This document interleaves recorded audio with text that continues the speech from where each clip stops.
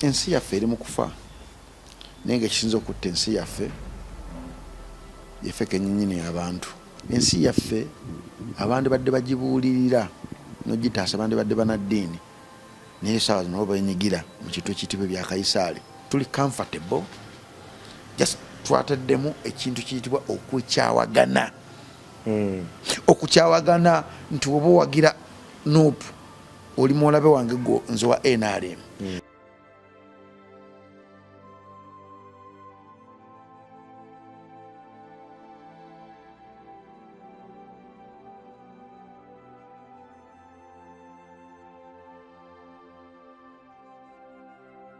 Kyetaagisa oyo omuntu alina embala y'obwakabaka yekka okulonda ebitone okulaba ekyenjawulo mu muntu n'akiyimusa ewatali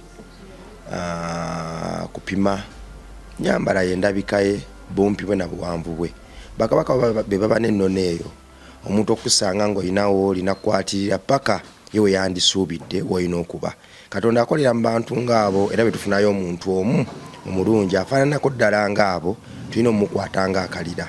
Ebiseera ebisinga nnyongera obbagamba ntujja tuuka ekiseera ng'abantu abalungi abalina obusobozi obulaba ebitone mu bannaabwe tubasanga mu museum. So ffe abakyali nabo tulina okubeegendereza ennyo bakwata ng'ekyatika olwo nno bannaffe abaliddawo bwe bali basasulira omudidi okubalaba mu museum ffe tube nga tubatwalira njiri nti nno mmwe mubasasulira naye ffe twabalabako twatambulanga nabo era twalyanga nabo. Ndina omukulembeze ono kyemujjukira kiri kimu nti nze nno mu lugendo lwange mbadde naye mulabyeko era nina abantu bendabye ng'abakwata okuva mu busonda bwali bunyoomebwa nakati ng'akyatambula nabo ate nga bakyakolera ddala amakulu. Sebo Vice bwe ntuuse wano yananyiriza Vice ngenda okumwetegereza nga Vice yakubanga amasimu ng'atambulira ku booda ate Vice wosebo Vice wano omusajja mbadde naye emyaka 18 era bwe nagendanga ku radio gwe nalekiranga muwala wange Melissa. So story wakati wange naye mungi yali mukubi amasimu ku radio ng'abeera mu fan base ya Dembe ng'abeera mu fan base yange eya program zange. By the end of the day nti ebyobufuzi ne bitugatta ate eno ku saidi zeeno musajja abadde akulidde muzana omu bamuzaala muzana akulidde muzana era akiikirira zana ku division yoyo tubadde naye tutobye naye okuva ku zero okuva nga tulina mmotoka paka saaza kati okuva nga tupangisa paka okitegeera. So mu bulamu bw'ensi mubaamu ekintu ekiyitibwa okujjukira. Katonda blessinga nnyo omwoyo ogujjukira n'omwoyo ogwetowaza mu maaso g'abantu abali baguyambyeko ate omwoyo ogwetowaza mu maaso g'abantu abali baguyambyeko gubeera n'empeera mu bulamu obutaggwaawo. Abantu ebiseera ebisinga obungi bagamba ofudde naye nze naawe tetumanyi kiki ekiri mu bulamu obutaggwaawo. Bantu babiri tebasobola tubuulira kiki ekiri mu bulamu obutaggwaawo yali Yesu ogatteko ne muganda gwe yazuukiza. So singa Katonda yali asobola otuwa moment ng'osobola okufaako n'okoma n'ojja obagamba naye ekiri wantu eyo kyattabbu nnyo okitegeera. So kuba muzimu omuzimu gusobokera mu kyokubanga gukutiisa oba gukubulya eki ekiri eyo naye tegusobola kunnyonnyola mu details n'okimaniginga. Kati ffe tusuubira nti neggulu liri weri walabye omukazi ali mu kutambula ku TikTok anyumya emboozi agendako mu ggulu simanyi Yesu n'akola biti. Omanyi Katonda ono buli kimu akiwa obudde bwaki ate Katonda bamusinikirako mannyo ate bamuzanyisa ate tomukolamu ssente. Ebintu bya Katonda birina kubeera bya bwereere. Ebintu bya Katonda olina okuba nga olina obuntu bulamu banandaba batya kasita akantu akatandika okukubula mu bulamu bwo ng'omuntu manya omwoyo gwo gutandise okufa. Kasita omwoyo gwo gukulembeza nnyo ekintu ekiyitibwa ssente nze otampa kino sikuwa kino nze okujja okukola interview n'entandikula bongo olina kubanga ompadde ssente manya eyakuwa ebigambo byeyogera n'akuwa omukago okussa n'akuwa amanya agatambula okuva gy'oli n'otuukawo oba omututefu granted because each kigambo ekifuluma mu kamwa k'omuntu kibaako nannyini waakyo alina supposed okiwulira akiteeke mu nkola. Ebigambo tebabisasulira n'essaawa zino osanga nga amakyaki amakereziya emizikiti gonna gakwata ebigambo bya Allah subhanahu wa ta'ala oba ebigambo bya Yesu nga bifuula kati empapula kyovula nti bajjaga nti nkulombera dduwa nkukomera akabaani ne bonna babikola bafundikira bubi either batafundikira mu kkomera either watafundikira ng'ensi emukubye so Katonda tebamuzannyisa. Mukawero ke kamu tuli mu campaign bayita Let My People Go. Twagala kujala Bonchete Foundation emakinde tukitwale Kamengo. Tukikoze lwakisa twewaludde Let My People Go. Abaana ba Isirayiri bamala mbudde banga ddene. Katonda n'abavayo n'abagamba mbawadde ensi empya ne musobola mugenda gitukamu mu nnaku 40 olw'empaka obutakkiriza byabakoledde okwerumaluma n'okwemenyaamenya. Olugendo lw'ennaku 40 balutambulira emyaka 40.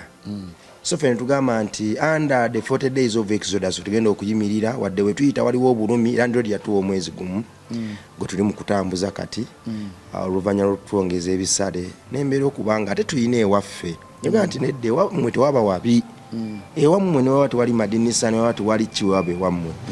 Natandika kampeyini eno enjiwereza abantu bonna abaze bagamba nti brand ya Metan Club ng'enkozi obulungi obutenkanika. Ne mbaga nti nedda ke kaseera muveeyo wadde sinafuna nguleza nsi na at least eyo esobola okubanga ebimuli mu bulamu bwange nga sinnazaawa. Twogedde nti simanyi kiri baayo tumanyi kiri baayo. Kampeyini eno etambudde era tuzze tutambula. First week yaffe Mama Grace atuwa emitwalo 50, mukyala Adina atuwa emitwalo 25, Client Bitter Wild atuwa emitwalo 10, Madam Lina atuwa emitwalo 10, Josephine atuwa emitwalo 10, Dama atuwa emitwalo 10, wiki eyokubiri Namukwana atuwa emitwalo 2, Client Bitter Wild atwongera emitwalo 25, Kayaka Constantine atuwa emitwalo 10, Dr. Andre Ande oba atuwa emitwalo 32. Wiki endala Shakira atuwa emitwalo 9, Clever J Legendary natuwe emitwalo 2, Olivia natuwe emitwalo 50, Brand CEO Sebuko natuwe emitwalo 10, Sebra natuwe emitwalo 10, Mama Nalumasi natuwe 15. Tuze tutambula paka XX natuwa kade kamwe emitwalo 8, Jane natuwa emitwalo 9 mu 12, Unknown natuwe emitwalo 14, Unknown za just tegedde samaje zava nenga campaign je tulimu. Ne XX natuwa emitwalo 4 mu 7. XX natuwa emitwalo 4 mu 7. Kitegeeza nti abaana 15 we tujja ku nguudo ke kaseera tugende waffe je tulizimba amalwaliro amasomero je tulizimba amasinzizo tuspenga sente nyingi buli wana baba bagenda okudda ku somero Sebaka. Pressure empitirirako siba na mirembe naye bwe tufunawo kalumu kaffe oba ne bubanga 5 ne tuzimba ku primary level nga tulaba blessing n'ebirala tuso savinga sente ze school fees tuzikola mu ebirala mukawero ke kamu enjidda omaso ogumana Katonda atugoberera tukwatirako kyonna kyosobodde Katonda afukirire engaleze zanjulula ne ziwa abalala kyovora ababa balise ebinyonyi mu ttale wakiri abana we bagabana ku mukisa. Nze nzikiriza nti mu John 15:12 kyatutuma okukola mafia kyogerako kwambaza abanako okugabana anaaba balumu okukyalira abalwadde mu makomera n'abasibe buli atoola n'awaaka akaana akato ensigo ye ekimu eky'ekkumi ekyensi abakiweredde ddala omuntu omutuufu kuba abaana abato tebalina mazambi. Gwawo omwana omuto oba owadde Katonda tukwatireko kyonna kyosobola. Time etukutte tuli ku toilet tugisembula main building akakadde kamu singa tufuna obukadde nga 2 tusobola okuyingira wati temulinda birwamu ne tutekamu ebipapula ebya tujja bikola tuli eri katugende waka tukwatireko webale nnyo. Nominating abantu wano wammanga bemanya bali mu industry balina omutima omulungi. Nominating Spice Dana akwata emitwalo 2 agiteke ku foundation eno era njagala otwale video eno gitwale Spice Dana omugambe Jacob yakunominatinze okuyamba abaana abava ku nguudo. Nominating Loja manager Spice Dana awe emitwalo 2 oba 15 era nayo omugambe Jacob yakunominatinze.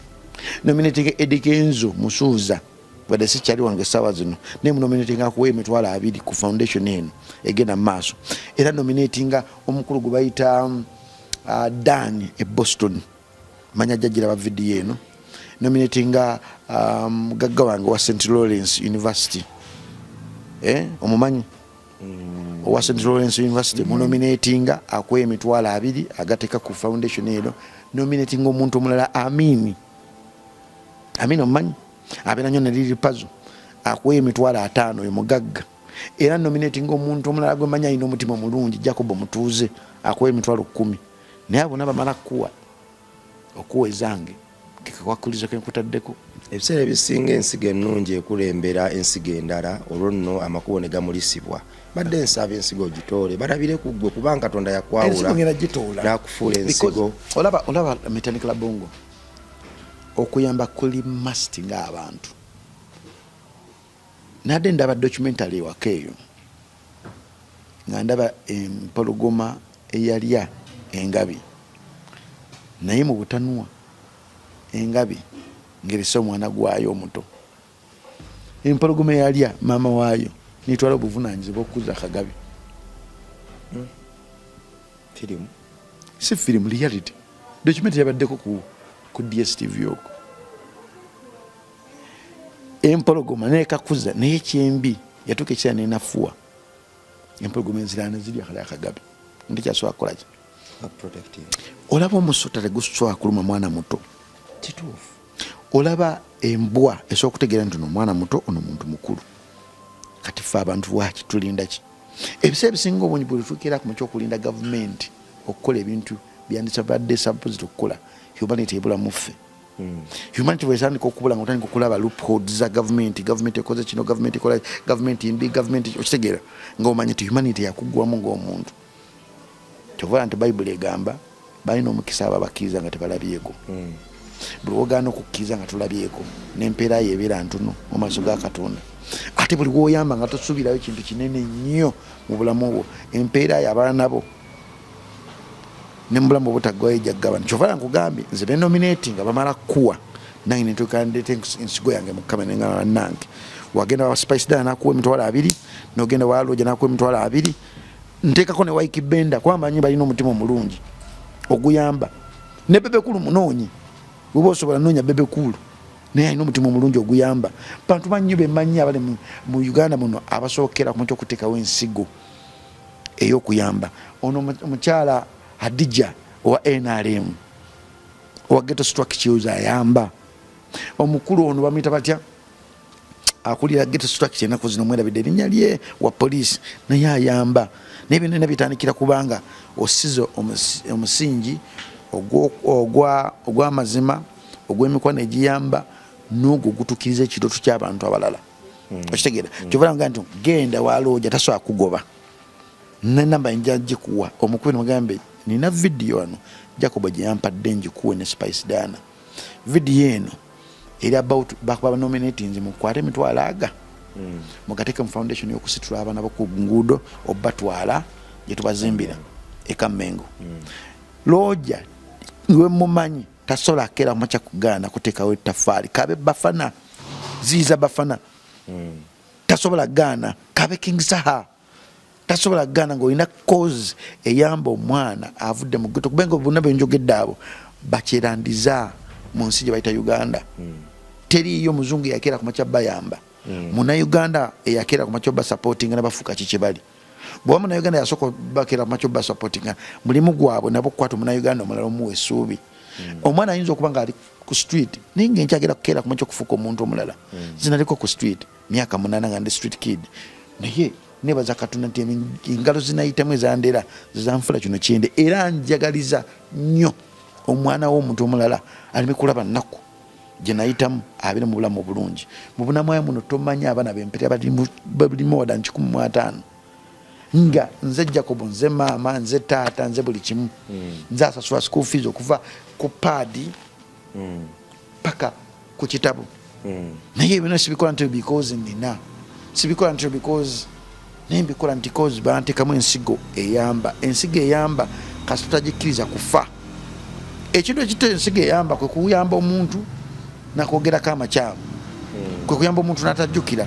Ensigo ey'okuyamba etandika okufa nga yeetaaga ekintu ekyenjawulo gifukirira okuddamu okukula. Jjo nabadde speakidde amasomero gano aga gavumenti neŋŋamba njagalayo bamaama 5 basinga mother 5 basasuli okuva ku kitabo paka ku school fees era nabafunye 5 nembagamba kana akasente bantu badde musasula ku somero luno mukakwate ogulema akumaka popcorn otandika okukola ka business ng'okolaki nga weesevingiriza nga ggwe omuntu because kikatako nga muzadde okubeera nga osiga ensigo mu mwana wo tolinda muntu mulala kuyamba nakutwala mukisa gw'obuzadde omanyi n'ogw'omukisa nagwo gwa amaanyi kasita okkiriza omuntu omulala okulabirira omwana owuwo abagukubyeko kati omuzadde yenayina okumakinga sure nti n'omwana alya ku ntuuyo zo either you like it or you don't like it. Omukulembeze mukawero keekamu tuli mu kaseera kazibu nnyo buli wentunuulira ebigenda mu maaso mu ggwanga nakuwala bwe ndowooza ku myoyo emirungi ng'egyammwe n'abalala abantu abavuddeyo okuteekateeka abavubuka n'okuba ebyokulabirako ebirungi olwo nno nziramu amaanyi kwe kujja gye muli entakera mbeebuuzeeko obululu bugenda mu maaso tulaba abavubuka bangi nnyo okuva mu nsonda ez'enjawulo abakutte ebyambe emiggo abambadde uniforms z'abannababufuzi oba bannabibiina abamu nga balumbagana abalala okwekuba abasajja abasibye amataayi okutula wansi ne badraftinga omuzannyo gwabwe naguyingizaamu abaana abato ddala abamu babajja ku nguudo kwewava ssebo abamu ne babajja mu famire ekyasinza okuba embi abamu ne babafumbiriza ne babajja mu butaba na ssuubi ne babaterawo essuubi ery'ekiwoomerereze bakole ebintu byabwe bakuba abalala twalabako n'abalala abayambala uniform ne babba obululu ne babula nabo mu kisenyu abaana ne beefumita ebiso ne batta munnaabwe abamatayi ne babuuka emirambo embeera eri mu ggwanga essaawa zino golowooza abantu bano bansi bataayi abayivu okukozesa abaana abato abavubuka myaka 17-20 okukuba bannaabwe n'okulumbagana bannaabwe bo bayiseewo ebyabwe bwe tugenda bwe tuti ensi yaffe muganda wange tunaaba tukyasobola ogirabako mu myaka 10 okuva kati nga tukyagyegomba ensigo zibasiga mu bantu ensi yaffe eri mu kufa naye ngaekisinza okutta ensi yaffe yeffe kenyinyini abantu ensi yaffe twagijja ku lwa Katonda n'ensi yaffe ekigituulika mu kapapula ak'okulonda obulunzi ensi yaffe abandi badde bagibuulirira n'ogitaasa abandi badde banaddiini naye essaawa zino benyigira mu kintu ekiyitibwa ebya Kayisaali mu Bayibuli baabuuza Katonda ku kya ssente ezisasulibwa yagamba ebya Kayisaali bya Kayisaali n'ebya Katonda bya Katonda. Kizibu nnyo ensangi zino okusanga eddiini nga tezogera ku byabufuzi naye ng'eddiini mu mateeka oba mu kitabo ekitukuvu tezirina supposed kubeera nga ziri mu politics ekimu ku birwadde ebikyasinze okutta ensi ate nga byava dda ne ku mulembe gwa Yesu byaliwo politics yaliwo naye kiri erifa abantu okukkiriza amazima okwebuuza Katonda. Teri muntu atayagala nkyukakyuka era teri muntu mu bulamu bw'ensi muno ali mu nsi nga ayagala ensi yeggwewo effettoge ng'ensi zetulabako. Omusajja Gaddafi yajjanga muno mu Uganda nga yeeyagaza ng'owulira nti abantu be tebasasula nnyumba, abantu be tebasasula masomero, abantu be tebasasulira malwaliro, abantu be bali mu mbeera nnungi. Naye kasasaawa zino olaba Libya oyinza okukera amanjo n'obuuza bye baayogeranga kiki ekyaleetera abantu okuva mu nnyumba ey'obwereere, okuva nga tebasasula masanyalaze, nga tebasasula ddwaliro, nga tebasasula school fees, nekituuka ekiseera ne bajjako omukulembeze era abakolera ebintu ebyo. Omukulembeze oyo n'afiira mu mwala nga yeekwese era akola ebintu byengambye ebyo nena nga amasanyalaze tebasasula, amalwaliro tebasasula, ebyenjigiriza tebasasula, basula bwereere era nga bakuwa n'entandikwa. Naye wano buli kimu tukisasulira. Bw'ogenda amalwaliro ga gavumenti okwata ku ttamano ga bannaaye ddala tulina gavumenti etulwaningira. Bwe buli essente gavumenti ziri mu kusaasaanya mu bagwira ogamba Mukama Katonda ekyuma kya kansa kyo kiri luddawa, naye tuli comfortable just twataddemu ekintu kiyitibwa okukyawagana. Okukyawagana nti oba owagira NUP oli mulabe wange gwo nze wa NRM, bwowagira NRM oli mulabe wange nze wa NUP. Twatuka ekiseera nga abooluganda bw'aba nga oli awagira kirala beetwala okuba nga balabe. Uganda yatuuka koddi bwetyo. Politics ona ali mu kuzimbibwa agenda kusaanyawo ensi yaffe, naye ate sijja keera mujja kunenya politics nti Katonda bwe tutuuka ekiseera nga tumwesambye ne tuteeka essuubi mu bantu bamulya mmere.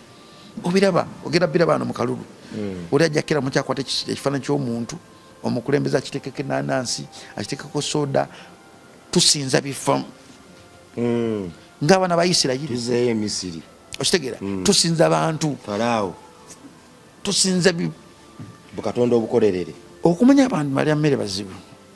Katonda yajja Abayisirayiri mu buddu n'ayawulamu ennyanja n'abatwala n'akuba ejjinja ne livaamu amazzi ne bafundikidde oba bafundikira basinza bibumbe n'abayiranga emmere okuva emmaanu okuva waggulu bafundikira basinza bibumbe. Kati kyekiri mu Uganda tusinza bantu. Essubi lya Uganda ery'enkya liri mu bakulembeze. Twalijja for God and our country tuliteeka mu bantu naye ng'ate abantu abo baatondebwa omuntu eyabamanya nti bajja kukeera ku makya babeere kye bali.